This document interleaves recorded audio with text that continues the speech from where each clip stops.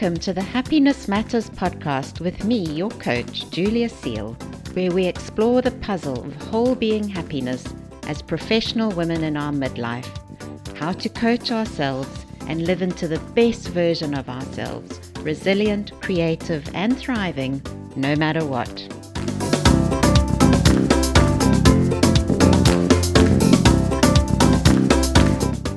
Hello everyone, and welcome. We're taking a tiny sidestep today from our deep dives into the art, science, and practice of meditation to look at some alternatives to meditating for those of you who are finding it challenging to get started. So let's look at other ways to grow our ability to manage our brains by learning how to watch them from the outside. A crazy wisdom skill, I like to call it. I mean, come on, watch my own brain from the outside while living inside it, or watch it from the inside while life goes on the outside. So since you're now thoroughly puzzled, and before we do jump right in, I've got an exciting new gift for you to download. It's my new 8 happiness habits to explore and unpuzzle your midlife whole-being happiness. I introduce 8 powerful happiness habits to help you unlock what whole-being happiness looks like for you. You can download it from the website. It's on the front page of Happiness-Matters.coach. Try it out and let me know. I'd love to hear from you. The last episode in this meditation mini-series on brain management, episode 2.12, talked about our brain waves and how meditation affects our brain waves. This might sound too impossible for you, especially if you've tried sitting on the mat a few times. And instead of feeling calmer, your brain seems to go completely mad with thoughts. You're probably thinking meditation is creating yet more high beta than the slowdown of beta to alpha to theta waves. And this is completely normal. Floods of thoughts, getting lost in thinking them, following each thought into its story, then noticing you've got distracted, stopping that train of thought and focusing in on meditating again. And your meditation practice might feel like an endless cycle and not very calming. And yet this is what meditation actually is supposed to be, the capability of awareness. Getting distracted, noticing you're distracted, stepping aside from that train of thoughts, getting distracted, noticing you're distracted, stepping aside from that train of thoughts, again and again and again.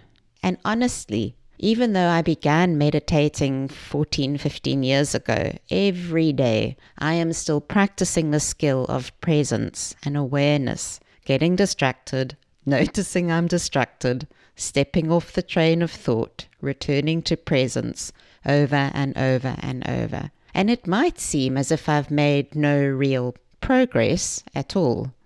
But I do know there is something very different about the relationship I have with my mind. And this is why it's worth keeping going. The relationship with your mind. The meditation pillar of Happiness Matters, the corner jigsaw puzzle piece of whole-being happiness, is all about the skill of becoming the observer, the witness of your actual brain. This is the primary reason to keep showing up. Yes, there are other great benefits, not least the change in your brain waves, but its essence is developing the skill of watching your mind as an impartial witness. But today I thought it would be fun to look at a couple of tools that you can add to your practice to ease into this brain management skill of meditation. And this is writing or journaling. And some of you might well be keeping a diary already, jotting down your thoughts, writing when you're feeling down. So hang in there. I'm going to look at various types of journaling, particularly one that's as close to the practice of meditation as it's possible to get. Even the seasoned writers among you might like to try something different. See how it brings you closer to the brain management skill. Actually, as well as my daily meditation practice, I do still keep a journal, and I still use many of these techniques every day to a greater or lesser extent in my own self-coaching. As you experiment with any of these, aim to keep going for a little longer than once or twice. Try not to flit from one thing to another. It's difficult to see the benefits in the very short term. I'd say start with trying one tool for 8 days, like I do in my Happiness Habits challenges. Then see if you're willing to commit to longer, 8 weeks perhaps, or 108 days. Not perfectly, mind you. Don't put that obstacle in front of you. Any new habit is just like a meditation practice, getting distracted, coming back, getting distracted, coming back, until one day you realize, oh, I'm a writer, I'm a meditator. You're actually watching your mind on purpose and intentionally.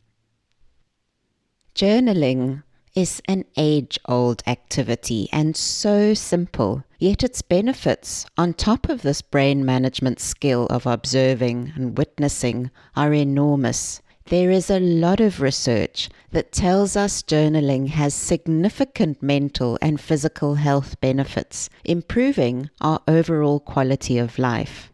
So let's have a look at some of them. There's mental health. And in this current time of mental health concerns, numerous scientific studies indicate that journaling, writing, is therapeutic. It reduces depression and anxiety. It helps to relieve stress. It helps in the recovery from trauma, and it helps to cultivate gratitude. And gratitude in itself has very specific health benefits. Physically, journaling has been clearly linked to improved memory function, which makes sense, but even more interestingly, to a boosted immune function. Now, how interesting is that? And then there are some other benefits, such as improved relationships, improved productivity, and improved creativity. So there's a lot going on top of this wonderful skill of observing and witnessing your brain. So I'm going to talk through 6 different options today. They'll all give you these benefits, as well as kicking off the mind management benefits that we're really after. And all 6 of them are based on writing, handwriting, rather than typed notes on your laptop, audio notes, or even vlogs. While I do think there's a useful place for audio notes in our self-coaching, hearing ourselves think, I'm going to stick with writing for this episode. There are important cognitive benefits to handwriting. Research indicates that we express ourselves more freely and clearly with a pen, that our brain is actually working differently. But I'm going to leave the keyboard or pen decision up to you. Then again, in my view, there is nothing as delicious as the ritual of sitting down with a beautiful notebook and a fountain pen. The first type of journaling that springs to mind for most of us is keeping a diary. And even this has different meanings for us. For my father, it was a book of records, a 5-year journal where he kept a basic record of the day, from temperature and rainfall to who was home and what they were doing. And it was actually really sad looking back through these after he died. There were probably 30 or 40 years worth of these, but nowhere was there an insight into who he was. More like he was keeping a grasp on reality, a time capsule, as his life disintegrated into dementia. For myself, as a lonely 13-year-old and confused teenager, it was a book of my inner life. All the angst, hopes, dreams, but mainly angst. It was a safe place for all the swirling emotions, and I never read back on them, and I've burnt them every time we moved country, but the practice has stayed with me. This kind of teenage journal is more along the lines of what we typically think about when we talk about journaling. Some of you love it, still do it, and some of you have never felt the need. It's a great way of expressing your thoughts and feelings without fear of judgment. Well, as long as you keep it away from prying eyes. And it allows you to develop what's called a coherent narrative of your life, to take the events of your life and integrate them into an overall perspective. So you're both recording and reflecting, actually processing what's going on in your life. And this is where keeping a narrative journal like this can be very useful in your self-coaching, because the practice of reflecting and processing your life through a written journal makes use of a powerful self-coaching technique called reframing. Way back in episode 1.5 and 1.5 Q&A, we looked at reframing when looking at how we can turn our life's obstacles into stepping stones and then into strategies for our whole being happiness. Reframing, or cognitive reframing, is a common strategy that coaches and therapists use to help clients look at situations from a slightly different perspective. And it originated with Aaron T. Beck, the father of cognitive therapy, in the 1960s. He worked primarily with depressed patients, and his work underlies so much of how therapists work today with clinical depression and severe anxiety disorders. He noticed that helping his clients to shift their mindset to think more positively lessened their depression. And the essential idea behind reframing is that your point of view depends on the frame you view something in. So when the frame is shifted, the facts still stay the same, but the meaning changes, the emotional tone changes, and your thinking and behavior often changes along with it. And the most well-known reframe is the expression, is the glass half full or half empty? Okay, so now let's shift away from this narrative and reframing process of journaling, the one that most of us know, and look instead at stream of consciousness writing, which is where things start to look more similar to meditation. Expressive writing is a form of writing therapy developed in the 1980s by psychologist James Pennebaker. Here, you write about what's bothering you, your deepest thoughts and feelings, without any concern for sentence construction or spelling or grammar. So it's very different from the narrative style of writing about your life, making sense of your thoughts and feelings. It's more of a free-flowing, unfocused self-expression, a brain dump. Now, this technique doesn't work for everyone, but it's particularly useful for worriers. Anyone suffering from anxiety or ruminating on something and you can't let it go. Expressive writing is a way for you to offload these worrisome thoughts, to get them out of your head, and this frees up your mental resources so you can get on with other things more easily. A recent Harvard study looked in detail at why expressive writing is so useful for worriers. What's actually happening in the brain? What's going on with the brain waves? And apparently, when we make an error in a test, for example, we all get a sharp, negative, downward signal. Worriers have a really exaggerated negative signal. It's very pronounced. Yet, when doing some expressive writing beforehand, before the test, the worriers were able to actually reduce the size of this negative brainwave signal. So you might well find this expressive writing technique very useful when you're in a state of heightened anxiety. Similar to expressive writing is the use of journal prompts. This is useful if you find it difficult to know where to start with this more free-flowing type writing. I use it quite a lot for newcomers to this skill.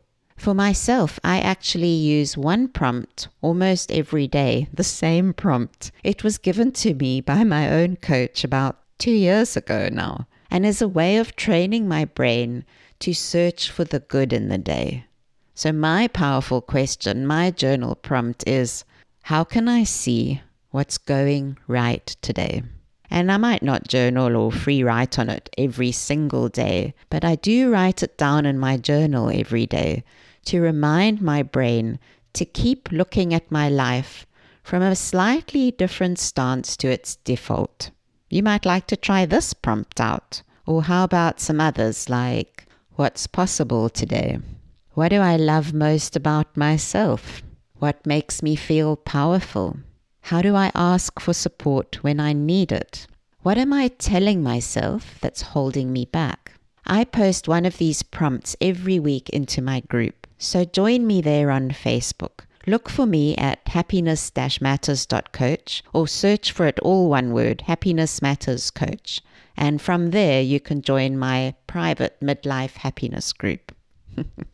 Back in the early 1990s, I was given Julia Cameron's book, The Artist's Way. What a wonderful book for waking up creativity. And one of her key practices is the idea of mourning pages. She recommends this as the easiest way to stimulate creativity to get unblocked. So for anyone really to get unstuck. It's very free flow, even more so than expressive writing and journal prompts. You're not really even thinking. It's just capturing your stream of consciousness. The idea is to do it first thing in the morning. Put pen to paper and write without stopping. Don't hold back and don't judge. Whatever comes up in your mind is what goes onto the paper, even if it's, I don't know what to write, I'm so bored, tired, blah, blah, blah. If that's all in your mind at the moment, write that until something else comes up, as it inevitably does. And keep going for 3 pages. And in the beginning, your mind will throw out whatever is there, whatever you woke up with, and then as that clears, you'll start cleaning out any other residue from your mind. When I first tried out Mourning Pages, it felt as if I was decluttering my mind. Very similar to Mourning Pages, also tapping into the stream of consciousness without thinking, is the last technique I want to share with you. And this one I highly recommend for your ongoing self-coaching practice. It's also a form of decluttering your mind. Just like you declutter a cupboard or a drawer, so you're decluttering the cupboard of your mind. It's called thought downloading, a technique I picked up from my life coach training. I love thinking about it as it's used by Professor Dumbledore in the Harry Potter movies. Dumbledore has a Pensieve in his office, a big bowl of swirling clouds of thoughts, memories, experiences. And when he has too many thoughts and memories crowded into his head, he siphons the excess thoughts into the basin using his wand. And he tells Harry it becomes easier to spot patterns and links in the memories when they're collected in the Pensieve. Thought downloading is something I do every day. Well, almost every day. And I think of it just like this. My pen is a wand and it's sucking out every single thought in my mind and putting them onto the paper in front of me. Like emptying out a cupboard, then cleaning it out so there's nothing left in there, not even the dust. All my thoughts, which are really just sentences in my mind, get put onto the paper in front of me. Now, slightly different from Mourning Pages or expressive writing, we do look at what we've written. We do go back and use this. This is a powerful coaching tool. This is the opportunity to work with your thoughts on purpose and intentionally. It's the realm of working with your brain purposefully. And this is where we work in coaching. You can email me for the step-by-step process if you want, but it's really as simple as the other techniques. Write only the sentences in your brain, the actual thoughts. Attempt to stay away from writing the story of what's going on in your life or why you're thinking or feeling what you are. It's almost easier, I've found, to do this in bullet points. Then we can work with them as individual thoughts, individual sentences in your mind. And this really only needs to take 5 to 15 minutes of daily practice. So like you clean your teeth every morning and every evening, how about you clean out what's inside your brain? There are 3 ways you can kick off this downloading practice. If you're doing it only as a decluttering practice, write at the top of your page, what are the thoughts currently in my brain now? And keep going back to the question if you run out of things to download. If you're using it to explore all your thoughts about something, then write that circumstance or the fact that you're thinking about at the top of your page and start, what am I thinking about this thing now? And quite similar, if you've noticed an uncomfortable emotion, you can start, I'm feeling X. What are the thoughts creating it? Download from here. So there really are many ways you can explore your mind. And I hope you'll find something that suits you where you are now today. And remember, this might well change and develop over time. As Natalie Goldberg says, the author of Writing Down the Bones, whether you're keeping a journal or writing as meditation, it's the same thing. What's important is you're having a relationship with your mind. And that's the ultimate goal in all of this, the relationship with your mind, to show you the difference between your brain thinking as its natural process and the act of you thinking thoughts. At first, this really does seem to be one and the same thing, but by using these techniques, particularly thought downloading and meditation, you'll discover the difference between thinking and thought. When you work with me, we really focus in on the relationship you have with your mind. We expand your awareness of these differences and explore how it sets up whole-being happiness. We create and expand the space between you and your thoughts. And we take your experience of meditation or any of these meditation type tools into our coaching. In order to increase your awareness of the thoughts going on in your mind, then we unpack them and discover how to decide on purpose what to keep and what to throw out. So no positive thinking whitewashing going on here. We expand the skill impartially so you can observe the thinking that runs continuously through your brain without judgment. There's no inner self-critic here either. We explore your exact patterns of how you turn thinking into thought, where you engage with your thinking mind, and then create the think, feel, act patterns that run your life. And we get to explore where unseen bias is holding you back. Eventually, we even get to explore the independent origination of thought and what this means for your whole-being happiness in midlife. As I said earlier, it's a crazy wisdom skill for our midlife. Lastly, before we go, to go with this meditation pillar of brain management, I've recorded several guided meditation sessions for you. And last week I recorded a new one, so I hope you found that on the podcast. So you can find all of these meditations and my other free coaching tools on Happiness-Matters.coach.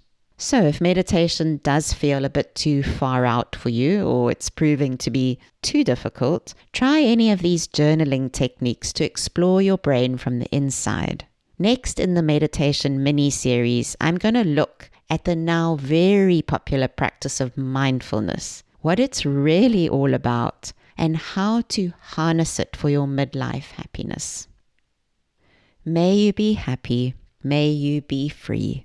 There is no better time to coach together. Bye for now. I'm off to see the famous Namaqualand flowers today, a meditation in utter beauty.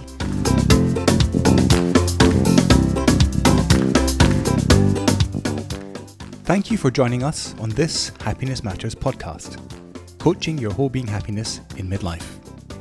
To join Julia for more of her midlife conversations, subscribe for free to her coaching notes by email and to this podcast. Search for Happiness Matters in Midlife to find us in your favorite podcast player app.